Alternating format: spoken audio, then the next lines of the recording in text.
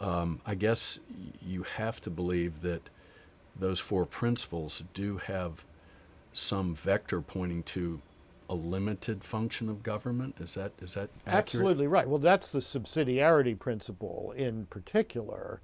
As I say, it was an anti-totalitarian principle, the point where, whether it's Mussolini's Italy or Hitler's Germany or the Soviet Union, was simply eliminating all of those voluntary associations, including the church, was radically redefining the family as essentially an instrument of the state.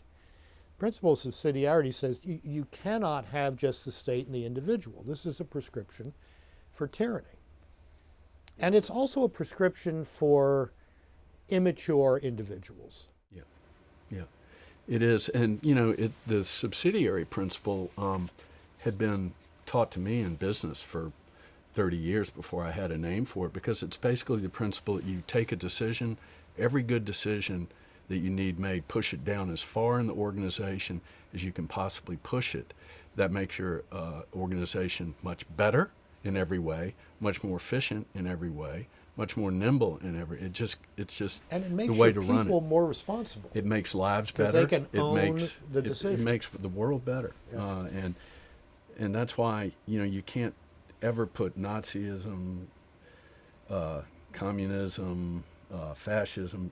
They're not rightish. They're all about big government. So wherever you put big government, but it's not about force. It's the opposite of force. When Pius XI articulated the principle of subsidiarity in that 1931 encyclical, he probably was not thinking about American federalism, but American federalism is a perfect example of the principle of subsidiarity. You do not ask the local police department or fire department to provide for national defense. By the same token, you don't ask the Pentagon to put out the fires or to police the neighborhoods. There is a rank ordering of these functions, and as you say, the closer you are to the people most directly affected, the most likely you're going to be to get good decisions and good governmental functioning. Now, we know that there has been, ever since Woodrow Wilson, a huge battle in the United States over the role of the state in the lives of individuals and communities.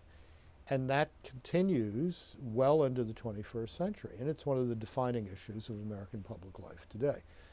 And that principle of subsidiarity is essential to understanding why, first of all, top-down government rarely works terribly well, and B, why it's important for the health of local communities and individuals that they be making the decisions that most directly affect their lives, their families' lives, and their communities' lives.